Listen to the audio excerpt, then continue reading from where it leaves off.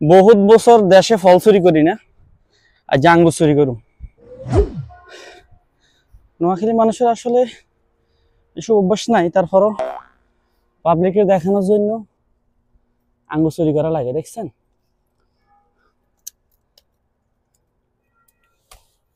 আঙ্গুর চুরি করছি এক থল না, কি প্রেস।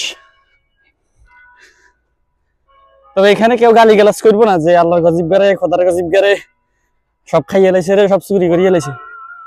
সবাই খাইবো, পশু পাখি খাইবো, মানুষ। যে আঙ্গুর ফলটা চুরি করছিলাম এটা এখন খাইতেছি। মজা আছে তো ভাই, তেল খারাপ না,